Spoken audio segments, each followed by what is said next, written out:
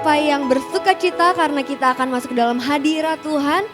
Kita mau memuji Tuhan, bersuka cita, menyenangkan hati Tuhan. Lewat pujian ini, mari kita nyanyikan sama-sama. Abba, ku panggil Engkau ya Bapa, nama terindah di dalam hidupku, lebih dari segalanya. Abba, Abba, ku panggil Engkau ya Bapa, Kau layakkan aku jadi anakmu, memanggilmu Yesus, lebih tinggi dari langit. Begitulah kasih Bapa, lebih dalam dari lautan. Engkau mengasihiku, lebih luas dari bumi. Tak terjangkau pikiranku, semuanya Kau sediakan bagiku. Yesus, ku cinta Kau. mari semuanya yang mengasihi Tuhan. Abba, ku panggil Engkau ya Bapa, nama terindah di dalam hidupku, lebih dari segalanya. Abba, ku panggil Engkau ya Bapa, Kau layakkan aku jadi anakmu, memanggilmu Yesus, lebih tinggi dari langit. Begitulah kasih Bapa, lebih dalam dari lautan. Engkau mengasihiku, lebih luas dari bumi. Tak terjangkau pikiranku, semuanya Kau sediakan bagiku. Yesus, ku cinta Kau, lebih tinggi dari langit. Begitulah kasih Bapa, Begitulah kasih Bapa, lebih dalam. lebih dalam dari lautan. Engkau mengasihiku, lebih luas dari bumi. Tak terjangkau pikiranku, semuanya Kau sediakan bagiku. Yesus, ku cinta Kau. Yesus, ku cinta Kau. Yesus, ku cinta Kau. Sekali lagi katakan, Yesus, ku cinta Kau.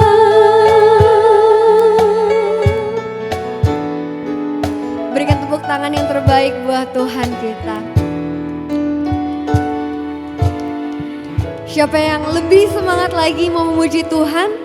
Mari kita masuk gerbangnya dan bersyukur. Haleluya.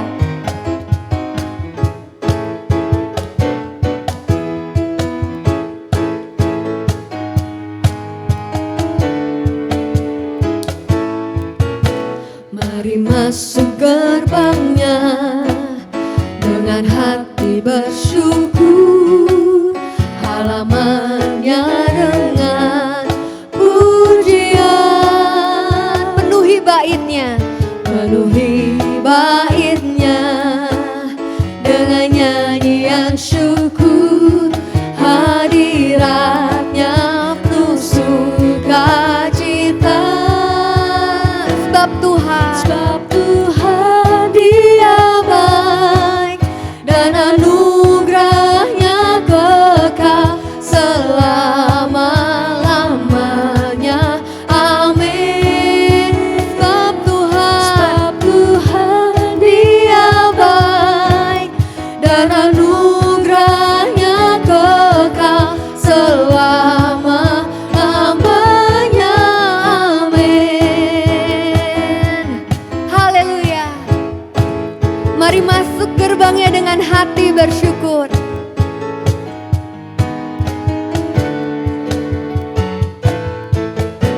Mari masuk gerbangnya dengan hati bersyukur, halamannya dengan pujian, penuhi baitnya dengan nyanyian syukur, hadiratnya penuh sukacita. Sama-sama katakan. Sebab Tuhan Dia baik dan anugerahnya kekal selama-lamanya. Amin.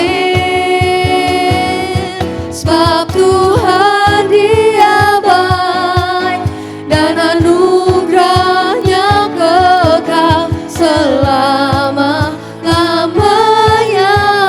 Amin. Katakan Tuhan baik. Sebab Tuhan Dia baik, anugerahnya kekal Selama-lamanya. selama-lamanya. Amin. Sebab Tuhan Dia baik dan anugerahnya kekal selama-lamanya. Amin. Selama-lamanya. Selama-lamanya, selama-lamanya, selama-lamanya. Amin.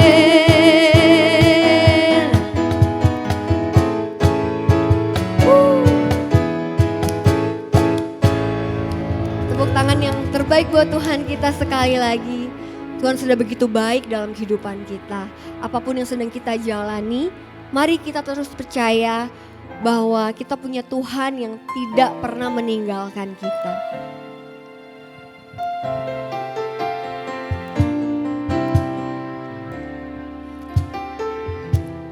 Kau Tuhan penolong dalam hidupku.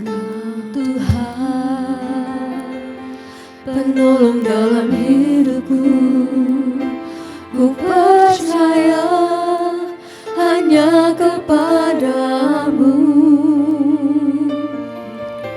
Kau pegang tanganku dan tuntun langkahku. Yesus, kau perlindunganku. Kau Tuhan, kekuatan dalam hidupku, penolongku dalam kesesakan. Kau gunung batuku dan pertahananku. Yesus, kau kemenanganku. Yesus, padamu ku berseru, Kaulah penyelamatku. Terpujilah Kau Tuhanku. Mulutku memuji nama-Mu sepanjang umur hidupku. Terpujilah Kau Tuhanku di atas segalanya. Kau Tuhan, Kau Tuhan, penolong dalam hidupku. Ku percaya hanya kepadamu. Kau pegang tanganku dan tuntun langkahku. Yesus, Kau perlindunganku. Kau Tuhan, kekuatan dalam hidupku, penolongku dalam kesesatan. Kau gunung batuku dan pertahananku. Yesus, Kau kemenanganku. Yesus, padamu ku berseru, Kaulah penyelamatku. Terpujilah Kau Tuhanku. Mulutku memuji nama-Mu sepanjang umur hidupku. Terpujilah Kau Tuhanku, di atas segalanya Kaulah sumber kuatku. Kaulah kehidupan kami Tuhan. Kaulah kehidupanku. Kaulah pertahananku. Ku percaya padamu. Ku percaya padamu. Yesus, Yesus, padamu ku berseru, Kaulah penyelamatku. Terpujilah Kau Tuhanku. Ku memuji nama-Mu sepanjang umur hidupku. Terpujilah Kau Tuhanku, di atas segalanya. katakan Yesus. Yesus, padamu ku berseru, Kaulah penyelamatku. Terpujilah Kau Tuhanku. Mulutku memuji nama-Mu sepanjang umur hidupku. Terpujilah Kau Tuhanku, di atas segalanya.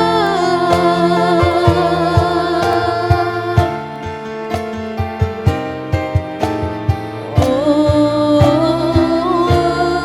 Yesus, Biarlah hormat dan kemuliaan hanya bagi Tuhan. Haleluya. Amin. Hai ladies, senang dapat berjumpa kembali di ibadah GWF online. Ada kabar gembira, bulan depan kita akan mengadakan ibadah GWF secara onsite kembali pada hari Sabtu 27 April pukul 10 pagi di Gilgal Center. Jangan lupa untuk hadir dan ajak sahabat-sahabat wanita kita untuk kita bisa bersama-sama dapat diberkati. Hari ini kita akan dilayani oleh seorang hamba Tuhan yang luar biasa. Beliau adalah seorang pastor di GBI Gilgal. Kita akan belajar bagaimana kita menyikapi pilihan-pilihan yang dihadapkan di dalam kehidupan kita. Mari kita sambut bersama-sama Pastor Evelyn Sanjoto. Halo para wanita, kembali lagi kita bersama-sama di dalam ibadah wanita Gilgal Women Fellowship secara online. Senang sekali hari ini saya Evelyn bisa berjumpa dengan para wanita sekalian. Mari siapkan hati, siapkan pikiran kita, dan siapkan juga catatan untuk kita bisa mencatat rema-rema yang Tuhan berikan lewat ibadah hari ini. Tema sharing saya hari ini adalah Choices of Life. Setiap hari kita berhadapan dengan banyak sekali pilihan. saat terbangun di pagi hari, kita sudah harus membuat pilihan, mau segera bangun atau kita mau tidur kembali. Ketika kita bangun, kita juga harus memilih apa yang harus kita lakukan. Kita bisa bersaat teduh, kita bisa memilih untuk membersihkan rumah, kita bisa memilih untuk pergi ke dapur dan bersiap untuk melakukan rutinitas kita setiap pagi. Jika pilihannya tampak sederhana, kita mungkin menanggapinya dengan santai. Tapi ketika pilihan yang diambil berhubungan dengan masa depan atau hal-hal yang jauh lebih penting, kita pun akan lebih serius dalam menanggapinya.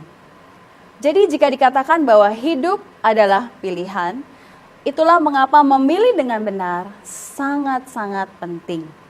Pilihan yang tepat akan membawa kita menuju hidup yang berkenan kepada Tuhan. Hari ini kita mau belajar dari seorang tokoh wanita yang ada di Alkitab dan saya rasa semua dari kita sudah mengenal beliau. Hari ini kita mau belajar dari Maria, Ibu Yesus.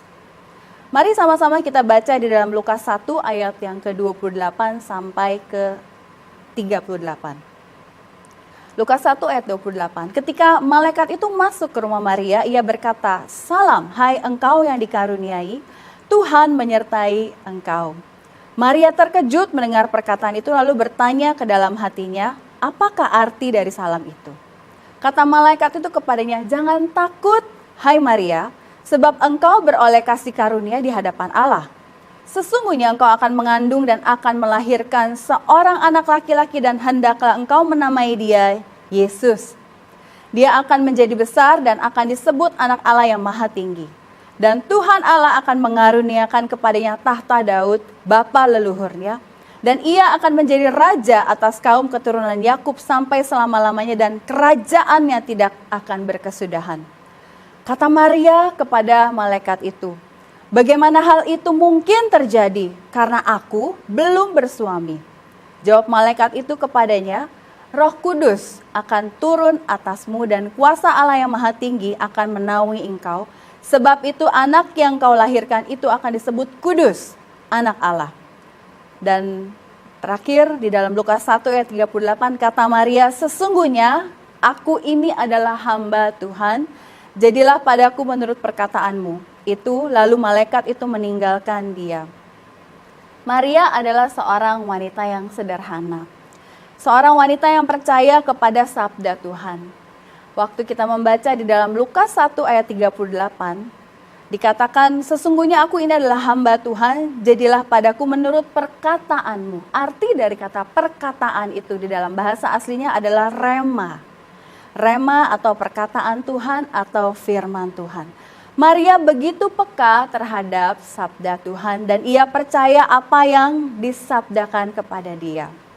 Maria tetap bertekun dan percaya kepada Tuhan di dalam segala situasi dalam kehidupannya. Dalam hidupnya, Maria juga tidak bebas dari kesusahan. Oleh karena itu kita melihat dari sejak permulaan waktu dia diberi kabar gembira oleh malaikat Tuhan dan betapa sulitnya dia harus menyampaikan berita ini kepada Yusuf, tunangannya yang akan segera menjadi suaminya, bahwa ia mengandung dari Roh Kudus. Namun Allah sendiri turut campur tangan dan menyatakan kepada Yusuf melalui seorang malaikat bahwa anak yang dikandung Maria itu adalah berasal dari Roh Kudus. Setelah itu, saat-saat mau melahirkan pun Maria mengalami masa yang sulit. Dia tidak diterima oleh orang-orang di Bethlehem. Tidak ada orang yang mau menerima dia, tidak ada orang yang mau membuka rumahnya, dan sehingga dia terpaksa melahirkan di kandang binatang. Bisa kita bayangkan ya para wanita, bagaimana beratnya penderitaan dari Maria. Walaupun dia itu adalah seorang yang dikatakan istimewa di mata Tuhan. Dan dia mendapat sebuah tugas yang luar biasa, mengandung anak Allah. Penderitaan Maria tidak berhenti sampai di situ. Pada saat anaknya sudah dilahirkan, secara tiba-tiba mereka harus segera pindah ke Mesir karena mereka dikejar-kejar juga oleh Raja Herodes. Baru saja melahirkan, Maria sudah harus mengungsi ke tempat yang sangat jauh. Melalui banyak percobaan, tantangan, Maria tetap memilih percaya kepada Tuhan. Iman Maria ini bisa kita jadikan teladan ya, ladies ya. Kemudian pada waktu Yesus disalibkan, Maria pun berada di bawah salib Yesus. Bisa dibayangkan seorang ibu melihat anaknya yang dia lahirkan harus mengalami segala penderitaan, harus melihat anaknya itu dihukum, melihat anaknya disiksa, melihat anaknya dimusuhi, dan akhirnya dia harus mati di atas kayu salib. Maria melihat semua itu dari dekat. Tentunya situasi yang dialami oleh Maria sangat sulit karena pilihan yang dia ambil. Namun hari ini kita mau belajar beberapa hal teladan dari Maria Ibu Yesus. Yang pertama, kita belajar bahwa pilihan yang kita ambil harus sesuai dengan kehendak Tuhan, bukan kehendak manusia. Kehendak manusia ini seringkali bertentangan dengan kehendak Tuhan. Dan sebagai anak Tuhan, kita ini perlu untuk menyelaraskan kehendak kita dengan kehendak Tuhan. Bagaimana caranya? Pada saat kita bersaat teduh, kita membaca firman Tuhan. Pada saat kita membaca firman Tuhan, itu seperti Tuhan sedang berbicara kepada kita. Pada saat kita berdoa, giliran kita berbicara kepada Tuhan. Jadi bagaimana cara kita bisa tahu kehendak Tuhan? Kita harus baca firman-Nya. Kita harus baca Alkitab kita. Firman Tuhan itu harus menjadi pedoman tertinggi dalam kehidupan kita. Kita tidak bisa mendasarkan pilihan kehidupan atas dasar emosi atau perasaan.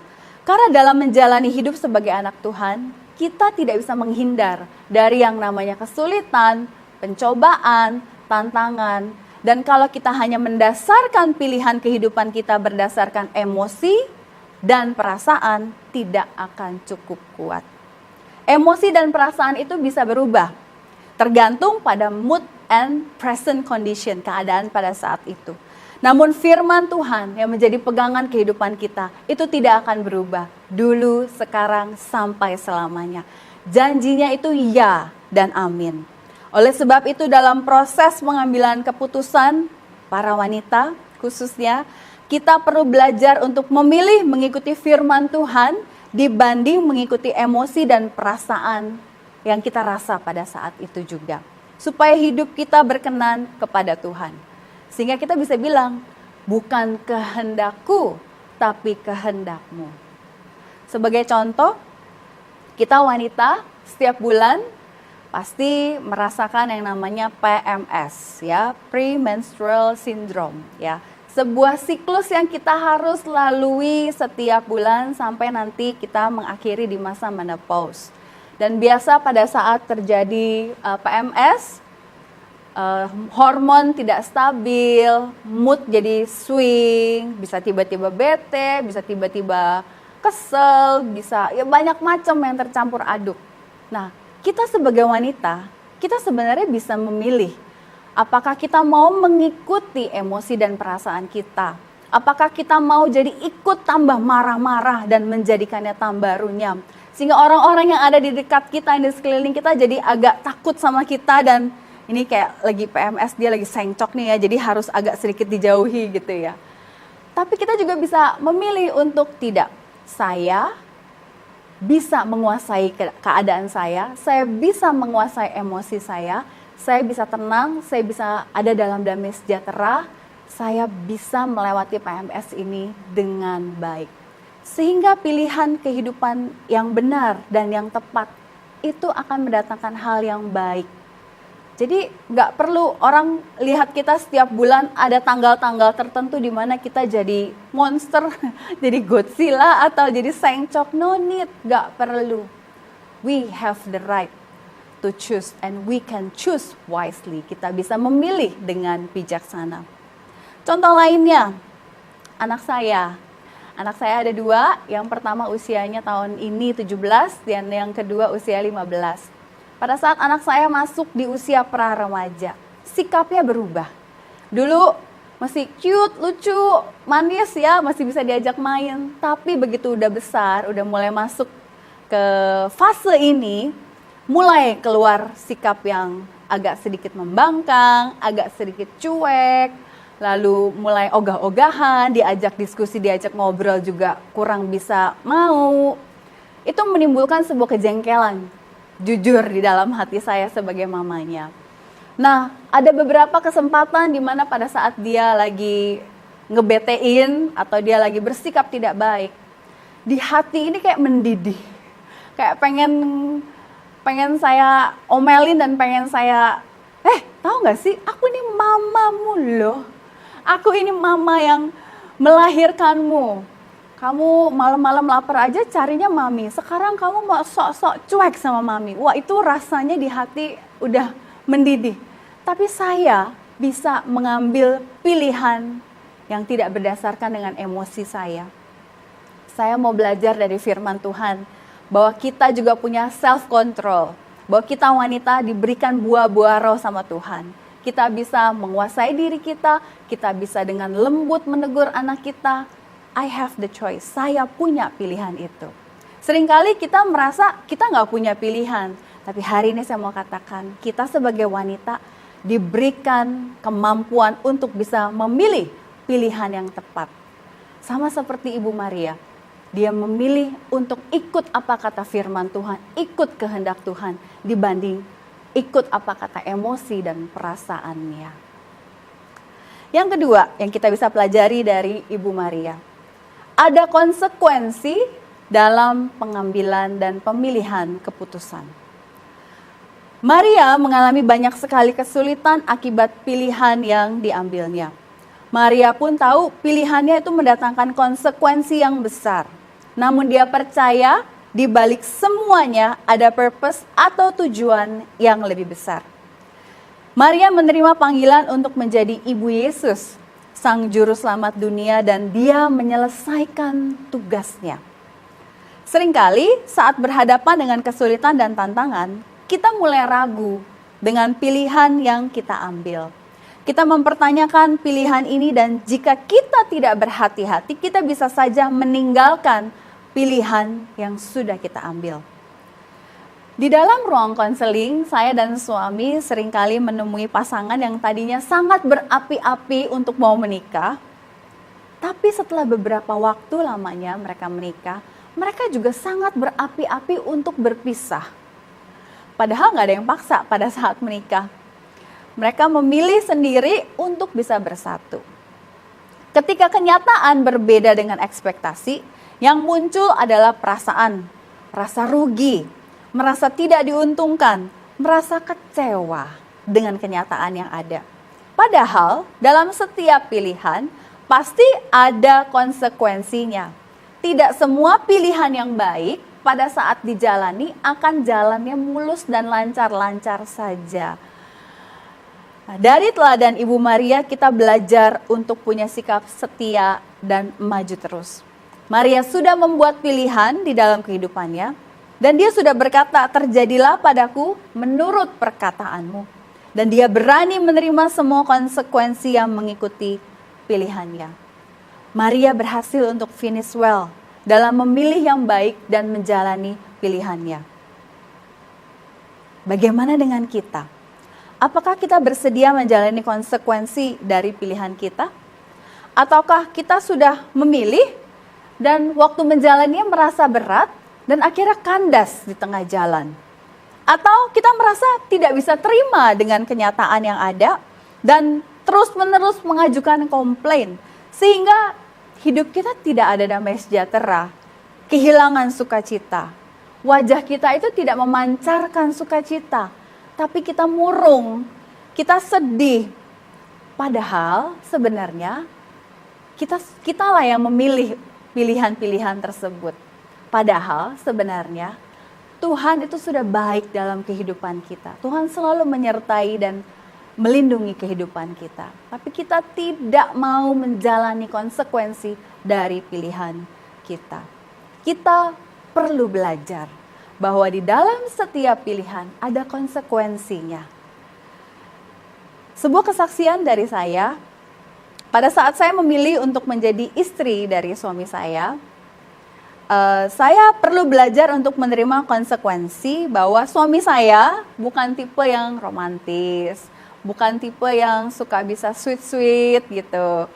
Agak sulit bagi suami saya untuk berkata yang manis-manis atau memperlakukan istrinya dengan lembut karena memang pembawaannya seperti itu. Suami saya adalah orang yang lebih kaku, ya lebih cool pembawaannya. Dan ini yang membuat di awal pernikahan kami mengalami banyak adjustment, banyak penyesuaian dan jujur banyak membawa konflik. Tapi saya belajar untuk menjalani konsekuensi dari pilihan saya. Dan saya belajar untuk saya bisa menerima setiap perbedaan yang ada dan saya mau menyesuaikan diri saya dengan suami saya. Saya memilih untuk bisa menerima dan tetap menjalaninya. Sama-sama belajar. Karena setiap keputusan yang baik pun belum tentu jalannya mulus, belum tentu jalannya lancar. Jadi ya sudah, karena saya sudah ambil keputusan, saya harus jalani konsekuensinya apapun itu juga. Yang ketiga, yang kita bisa pelajari dari Ibu Maria, dampak dari pengambilan pilihan yang benar. Saya melihat dan saya refleksi juga dalam kehidupan saya secara pribadi. Sebenarnya apa sih dampak dari mengambil pilihan-pilihan yang benar, yang sesuai dengan firman Tuhan, sesuai dengan kehendak Tuhan, dan pada saat saya mau menjalani konsekuensinya, saya melihat ada pertumbuhan karakter dari saya secara pribadi. Saya rindu untuk hidup saya menjadi serupa dengan Kristus. Dan waktu saya memiliki kemauan untuk saya terus berjalan di dalam konsekuensi, pertumbuhan itu semakin nyata. Jika kita saat ini adalah seorang istri yang menghadapi suami yang sedang bermasalah, kita punya pilihan untuk merespon dengan benar atau kita melawan terus suami kita. Kita bisa membuat suami kita bisa menjadi lebih tenang, atau kita bisa set them on fire, yang artinya bikin suami kita tambah marah.